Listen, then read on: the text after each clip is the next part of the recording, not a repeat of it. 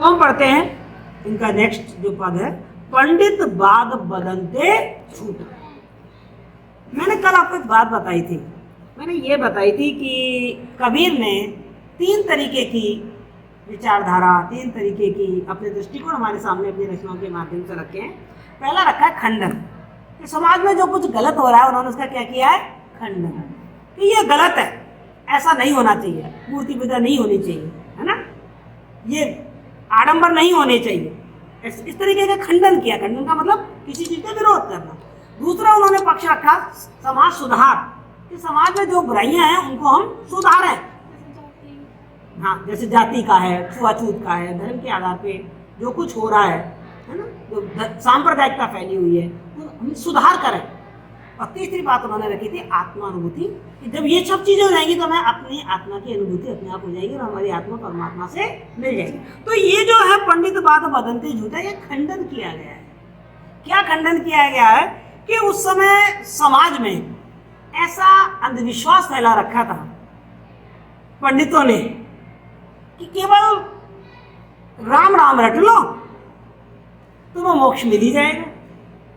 और ये बुराई हम आज भी अपने समाज में देख रहे हैं। लोग मंदिर जाते हैं, भागवत कथा सुनते हैं, सत्यनारायण की कथा बांसते हैं, हवन करते हैं, यज्ञ करते हैं, दान करते हैं, पर कितना पाप करते हैं। क्या आपने अपनी आंखों से ऐसे लोग नहीं देखे? और उन्हें लगता है कि हमें ईश्वर मिल जाएंगे राम राम कहने से। माला जप रहे राम राम राम राम राम राम राम, मन में माला फेरा तो झुक गया, गया ना मन का फेर, कर का मन का डार दे, मन का फेर। तो केवल राम राम करने से आपको भगवान मिल जाएंगे, ऐसी बहुत सारी कहानियां प्रचलित थी। जैसे वाल्मीकि की कहानी, तो भैया उन्होंने राम राम राम राम कहा और उन्हें तो भगवान मिल गए। यहाँ कबीर ये कह रहे हैं कि आपके राम राम राम राम कहने से भगवान नहीं मिले। वाल्मीकि ने तो मरा मरा मरा बोला था, तब भी भगवान मिल गए, क्योंकि उनकी भावना वैसी थी। हाँ, बोल वो मरा रहे थे, लेकिन उनके अंदर की भावना किसके प्रति थी? राम के प्रति थी। जाकी रही भावना जैसी, प्रभु मूरत देखी थी ना तैसे। तो कबीर यहाँ कह रहे हैं कि केवल आप सोचो कि हम राम राम करते रहेंगे, पोंगा पंथी दिखाते रहेंगे, आडंबर करते रहेंगे, तीर्थ यात्रा में जाते रहेंगे, हवन पूजा करते रहेंगे और टोपी पहन लेंगे, सिर मुंडवा लेंगे और मज़ारों पे जाके धूप दे लेंगे और नमाज पढ़ लेंगे, आरती कर लेंगे और हमें भगवान मिल जाएगा। ऐसा नहीं होगा। क्या कह रहे हैं? पंडित बाद बदलते झूठा। ये जो पंडित कह रहे हैं ना तुमको, ये वाली बातें, ये सब बातें झूठी हैं। पंडित जो तुमको ये आडंबरों की बात बता रहे हैं कि आडंबर करके या केवल राम का नाम ले लो, पाप करो और राम का नाम ले लो, तुम्हें भगवान मिल जाएंगे। जैसे एक अजामिल नाम का एक भक्त था, पूरे जीवन भर वो पाप करता रहा और अंत में उसने अपने बेटे का नाम नारायण किया और उसको मोक्ष की प्राप्ति हो गई। और सब ये कहानी सुन के तो दुनिया में क्या हो गया, उस समाज में, यार खूब पाप करो, राम का नाम ले लो, मोक्ष को प्राप्त हो जाएंगे। तो लोग क्या कर पाप करने लग गए। तो कबीर ने खंडन किया कि ये जो पंडित इस तरीके की बात कह रहे हैं ना, ये बिल्कुल गलत कह रहे हैं, झूठ कह रहे हैं। फिर कबीर ने अपनी बात को समझाने के लिए पंडित लोग ये बात झूठी कह रहे हैं, जो मौला है, जो मौलवी है, जो पंडित है, ये झूठ फैला रहे हैं कि केवल राम का नाम लेने से ईश्वर की प्राप्ति नहीं होती है। वो कह रहे राम कहा दुनिया गति पावे, शांत कहा मुख मीठा। चलो ठीक है, मैं तुम्हारी बात मान लेता हूँ कि राम के कहने से तुम्हें मुक्ति मिल जाएगी, इस दुनिया से मोक्ष की प्राप्ति हो जाएगी, परमात्मा मिल जाएगा। तो फिर तुम चीनी चीनी बोलो, मुंह मीठा हो जाएगा। बोलो खान खान खान, बोलो गुड़ गुड़ गुड़, मुंह मीठा हो गया क्या? अरे चीनी जब खाएंगे तो मुंह मीठा होगा, चीनी बोलने से थोड़ी मुंह मीठा हो जाएगा। गुड़ खाएंगे तो मुंह मीठा होगा, केवल गुड़ गुड़ बोलने से मुंह मीठा थोड़ी हो जाएगा। ऐसे राम को बसाओ अपनी रचना में, अपने मन में। केवल राम बोलने से आपको दुनिया से गति प्राप्त नहीं होगी, मुक्ति और मोक्ष की प्राप्ति नहीं होगी। आगे देखो, एक उदाहरण और दे रहे, दृष्टांत अलंकार देख लीजिए आप। यहाँ कितने अच्छे दृष्टांत दे देके अपनी इस बात को समझा रहे हैं। पावक कहा पाव जे दाजे और जल कहा तृषा बुझाए। बोलिए आप अग्नि अग्नि बोलो, आग आग आग। आपका पैर जल गया क्या? अरे पैर तो जब जलेगा ना, जब आग में डालोगे तो पैर जलेगा। आग आग कहने से आपका पैर थोड़ी जल जाएगा। ऐसे राम राम कहने से आपको राम मिल नहीं जाएंगे। और जल कहीं तृषा बुझाई, क्या पानी पानी कहने से आपकी प्यास बुझ जाएगी? जब आप पानी पियोगे तो आपकी प्यास बुझेगी। तो जब आप परमात्मा को अंदर बसाओगे तो परमात्मा आपको मिलेगा। भोजन कया भूष दे भाजे तो सब कोई तिर जाए। और बताओ, भोजन भोजन कहने से तुम्हारी भूख मिट जाएगी क्या? खाना खाना, रोटी रोटी, खीर खीर, सब्जी सब्जी, चावल चावल कहते रहो, पेट भर जाएगा क्या? तो ऐसे केवल राम राम कहने से आपको राम प्राप्त नहीं हो जाएंगे। भगवान के नाम का स्मरण करना जरूरी है, पर भाव के साथ। भगवान तो भाव के भूखे हैं, भगवान नाम के भूखे नहीं है।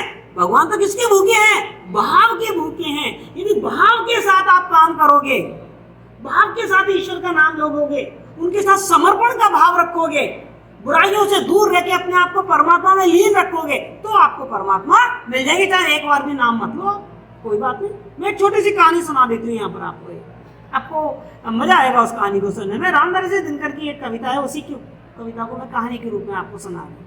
एक बार नारद जी को ये गर्व हो गया, घमंड हो गया कि मैं भगवान का सबसे बड़ा भक्त हूँ, क्योंकि नारद जी हमेशा क्या करते रहते हैं? नारायण नारायण नारायण नारायण। तो उन्होंने सोचा, मैं राम का जितना नाम लेता हूँ, जितना मैं भगवान का नारायण का नाम लेता हूँ, उतना नाम तो कोई लेता नहीं, तो मैं भगवान का सबसे बड़ा भक्त हूँ। और उनको ये वाली बात विष्णु भगवान से पूछने की चाहिए कि विष्णु भगवान कहे, नारद तू मेरा सबसे बड़ा भक्त है। तो वो गए विष्णु भगवान के पास और जाके कहा कि हे प्रभु, आज मेरे मन में एक प्रश्न आया है, क्या आप मुझे उस प्रश्न का जवाब देंगे? तो विष्णु तो भैया अंतर्यामी है, भगवान तो समझ गए कि नारद के मन में क्या चल रहा है। बोलू, भक्त क्या प्रश्न है तेरे मन में? तेरे हर प्रश्न का उत्तर दे दूंगा। बोले, मुझे ये बता दीजिए कि आपका सबसे बड़ा भक्त कौन है? इस पूरे ब्रह्मांड में आपका सबसे बड़ा भक्त कौन है? अब नारद जी के मन में ये थी कि मेरा ही नाम आने वाला है। विष्णु भगवान तो बात समझ ही गए थे। उन्होंने कहा, नारद, ये वाली सारी बात तो मैं तुझे बाद में जवाब दूंगा, पहले एक काम कर, पहले एक काम कर कि तू जमीन पे जा, धरती पे जा। और धरती पे जाके उन्होंने किसान की तरफ इशारा किया और कहा, देखो किसान है ना, वो मेरा सबसे बड़ा भक्त है। नारद जी को एक बार तो निराशा हुई कि मेरा नाम नहीं आया, किसान का नाम आया। कोई बात नहीं, नारद जी ने कहा, हो सकता है मेरे से भी ज्यादा नाम लेता होगा ये किसान, तभी तो भगवान ने कहा कि वो किसान मेरा सबसे बड़ा भक्त है। कोई नहीं, मैं चाहता हूँ, मैं देखता हूँ कि वो भगवान की कैसे भक्ति करता है, मैं भी उसी तरीके से। भाई नारद जी थे तो अच्छे इंसान, तो उनको किसान से ईर्ष्या नहीं हुई। अच्छे लोगों को ईर्ष्या नहीं होती है, वो उनसे सीखना चाहते हैं। तो नारद जी जमीन पर आए और उन्होंने कहा, मैं एक किसान से सीख लेता हूँ कि किसान कैसे भक्ति करता है, फिर मैं भी भगवान की वैसे भक्ति किया करूंगा। तो नारद जी जमीन पे आए, उस किसान के घर गए। घर जाके, और मतलब उनका साधु वाला वेश था, तो किसान के यहाँ उन्होंने डेरा डाल दिया। और जो हमारे गृहस्थ लोग होते हैं वो साधु सन्यासियों की सेवा करते ही हैं। तो उन्होंने सोचा, ये कोई साधु है, इनको यहाँ पर विश्राम करना है, तो किसान ने अपने घर में उसको जगह दे दी और साधु वहाँ रहने लगा। नारद जी वहाँ रहने लगे।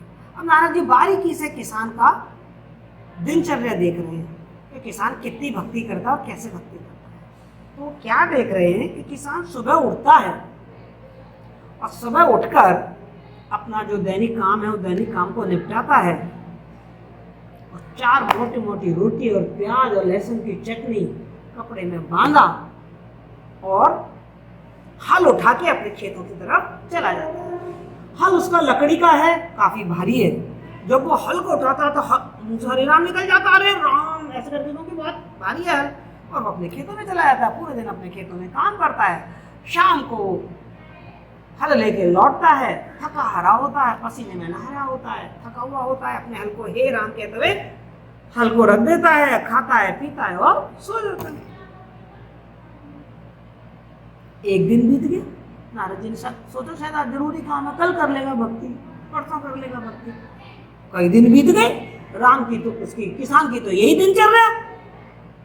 नारद जी ने कहा, अरे ये क्या मामला है? भगवान कह रही है मेरा सबसे बड़ा भक्त है, और ये तो भगवान की भक्ति ही नहीं कर रहा है, पूरे दिन अपने काम में लगा रहता है। नारद जी को लगा भगवान को कोई गलत फहमी हो गई है, चला दोबारा चले भगवान जी के पास। तो भगवान जी के पास आए, बोले विष्णु प्रभु जी, मैं तो उस किसान के घर जाकर इतने दिन रहकर आया हूँ, आप कह रहे हो आपका सबसे बड़ा भक्त है, वो तो आपका नाम ही नहीं लेता। अच्छा ऐसी बात है क्या? चलो कारण बताऊंगा, तू पहले मेरा एक काम करके आ।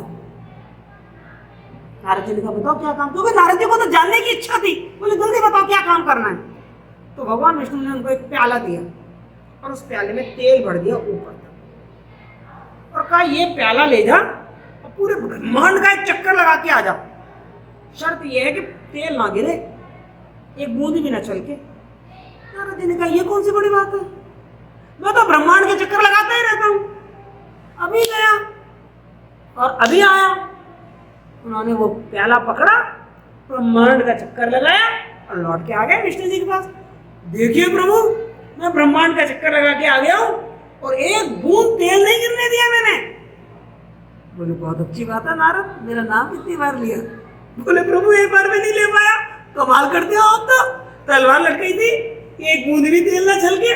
मेरा तो सारा ध्यान उस प्याले पर था कि बूंद ना छलक जाए, नाम बाद में ले लूंगा। बोले वो किसान भी तो कर्तव्यों से भरा हुआ है, पूरे दिन अपने कर्तव्य का पालन करता, अपने काम करता है ईमानदारी के साथ, फिर भी दिन में 2 बार मेरा नाम लेता है, जब हल उठाता है तब और जब हल रखता है तब। तो ये है राम के नाम का महत्व। ये नहीं है हम बहुत बार राम राम राम राम कर लें, हम भागवत कथा सुन रहे हैं, हम यहाँ की कथा वहाँ की कथा, ये तीर्थ यात्रा, वो आपके मन में भाव होना चाहिए। अभी अभी मैंने आपको बताया धर्म का मतलब है कर्तव्य का पालन। आप अपने कर्तव्य का पालन ईमानदारी से करें, इससे बड़ा और कोई धर्म नहीं है, इससे बड़ा कोई धर्म नहीं है। मत करो आरती, मत करो पूजा, मत करो नमाज, बस अपने कर्तव्य को ईमानदारी से पालन करते जाओ, यही सबसे बड़ी पूजा, कर्म ही पूजा है। तो जो मैंने आपको कहानी सुनाई इसका मतलब यही है, करनी ही पूजा है। तो वही कुछ थोड़ा भाव यहाँ पर हमको कबीर के इस पद में देखने को मिल रहा है कि केवल राम राम बोलने से ही परमात्मा प्राप्त नहीं हो जाएंगे, मोक्ष की प्राप्ति नहीं हो जाएगी। हमको कर्म भी करना पड़ेगा, अपने कर्तव्य का पालन करना पड़ेगा, यही धर्म है। और उस परमात्मा के सच्चे स्वरूप में भाव भक्ति समर्पण रखना पड़ेगा, तब आपको भगवान मिलेंगे। सारी बुराइयों से दूर रह के ईश्वर के प्रति समर्पण का भाव होगा तो एक बार भी नाम बोलो, 2 बार भी बोलो, मत बोलो, तो भी आपको मोक्ष की प्राप्ति हो जाएगी। नर के साथ सुवा हरि बोले, हरि प्रताप ना जाने, और जो कबहू उड़ी जाए गगन में, बहुरी न सूरतें आने। फिर उन्होंने एक उदाहरण और दिया, एक दृष्टांत और दिया कि चलो एक बात और बताता हूं। नर के साथ सुवा हरि बोले, बहुत से लोग तोता पालते हैं, सुवा माने तोता, और तोता को राम राम राम राम रटा देते हैं। तो जैसे वो बोलता है वो तोता वैसे बोलने लग जाता है। बोलते बोल मिट्टू तो बोलता है मिट्टू, बोल राम तो वो बोलता है राम। तोते की आदत है, तभी तो कहते हैं तोता रतंत्र, जो उसको रटाया जाता है वो उसी को रट लेता है। तो वो कह रहे हैं कि जैसे इंसान के साथ यदि तोता हरि हरि बोले, लेकिन वो हरि के प्रताप को जाने नहीं, हरि के प्रभाव को जाने नहीं, हरि के महत्व को जाने नहीं, हरि के प्रति उसके अंदर भाव है नहीं, राम के प्रति उसके मन में भाव है नहीं, और उसे हरि हरि बुलाया जा रहा है, उसे राम राम बुलाया जा रहा है, तो क्या वो तोता स्वर्ग चला जाएगा? क्योंकि उसके अंदर भाव तो है नहीं। वाल्मीकि ने मरा मरा बोला, पर भाव क्या था? राम का, इसलिए वो चले गए। तो ये जो तोता है इसके अंदर वो उसको रटाया जा रहा है केवल राम राम राम राम राम, लेकिन वो राम के महत्व को नहीं समझ रहा, राम के प्रति उसके मन में कोई प्रेम की भावना नहीं है। और ऐसा तोता जब कभी उड़ जाता है पिंजरे से तो वो लौट कर भी नहीं आता आपके पिंजरे में। कभी उड़ा के देखो तोता लौट के आएगा क्या? नहीं आता है लौट कर। यानी कि उसे ना तुमसे मोहब्बत है ना राम से मोहब्बत है। ऐसे ही आज के जो व्यक्ति हैं वो क्या कर रहे हैं? मुंह से तो राम राम राम राम राम राम बोलते रहते हैं, पर राम के अनुसार उनका आचरण नहीं है। बेटा राम कहने का मतलब ये है, कृष्ण कहने का, जैसे आप राधे राधे कहते हो, तो राधे राधे कहने का मतलब ये है कि राधा के चरित्र को अपने जीवन में उतारो। राधा का कैसा चरित्र था, कैसा भगवान के प्रति उसका प्रेम था, क्या समर्पण था। जब हम राम राम कहते हैं तो राम राम कहने से काम नहीं चलेगा, राम के चरित्र को अपने जीवन में उतारो। कितने कर्तव्यशील व्यक्ति थे, कैसा पिता, कैसा पुत्र, कैसा पति, कैसा भाई, वो चरित्र आप अपने मन में उतारो, तो राम कहने का मतलब है। वरना साची प्रीति विषय मायासु हरि भक्तंसु हासी। हम कर क्या रहे हैं? विषय भावना, जो विषय विकार हैं, जो बुराइयां हैं, उनसे तो हम बहुत प्यार कर रहे हैं। हाँ ये मेरी माँ, हाँ ये मेरा घर, हाँ ये मेरी गाड़ी, हाँ ये मेरी सुंदर पत्नी, ये मेरा बच्चा, मतलब सांसारिक विचारों से जो विकार है, सांसारिक मोह माया से तो हमें इतना प्यार है, और हरि भक्तन सु हासी, और हरि भक्तों का हम मजाक उड़ाएं। कहे कबीर प्रेम नहीं उपजो, यदि भगवान के प्रति आपके मन में प्रेम नहीं उपजा है ना, तो बंध्यो जमपुर जासी, तो तुम्हें स्वर्ग की प्राप्ति नहीं होगी, यमपुर में जाओगे। हमारे हिंदू धर्म में ये धारणा है कि जब अच्छे कर्म करते हैं तो स्वर्ग की प्राप्ति होती है, और बुरे कर्म करते हैं तो नरक की प्राप्ति होती है। तो वो कह रहे हैं कि यदि तुम्हारा भगवान के प्रति प्रेम नहीं उपजा, केवल तुम विषय विकार में बुराइयों में ही फंसे रहे, तो तुम्हें स्वर्ग की प्राप्ति नहीं होगी, तुम्हें नरक ही जाना पड़ेगा। यमदूत आएंगे और वही तुम्हें बांध के ले जाएंगे। यहाँ यमदूत और ये सारी बात कहने का मतलब ये है कि तुम कष्टों में ही पड़े रहोगे, तुम्हें आनंद की प्राप्ति नहीं होगी। यानी कि यहाँ मुख्य रूप से कबीर ने ईश्वर के प्रति प्रेम और भावना की बात कही है कि यदि आपके अंदर प्रेम है, भावना है, तो आप ईश्वर को प्राप्त कर सकते हो, अन्यथा नहीं। कबीर ने कहा है, ढाई आकर प्रेम का पढ़े से पंडित हुए, पोथी पढ़ पढ़ जग मुआ पंडित भयाना होए, और ढाई आकर प्रेम का पढ़े से पंडित होए। यहाँ कबीर पर हमको सूफी संतों का प्रभाव देखने को मिल रहा है। मैंने आपको बता दी थी, आपको याद हो तो मैंने कहा था जो निर्गुण कवि हैं वो उनको भी दो भागों में बांटा जाता है, एक ज्ञान मार्गी जो कबीर थे, एक प्रेम मार्गी जो सूफी संत थे। उन सूफी संतों का नाम जैसा आपने, हाँ आपने बहुत सारे नाम सुने हैं, निजामुद्दीन, मोहिउद्दीन चिश्ती, शेख फकीर, ये सब सूफी संत थे। तो ये चाहते थे हम ईश्वर से प्रेम करेंगे ना तो हमें ईश्वर अपने आप मिल जाएगा। तो यहाँ पर हमको कबीर पर इन्हीं सूफी संतों का प्रभाव देखने को मिल रहा है। वो कह रहे हैं कि प्रेम के माध्यम से ही ईश्वर की प्राप्ति होगी, ईश्वर से प्रेम करना पड़ेगा।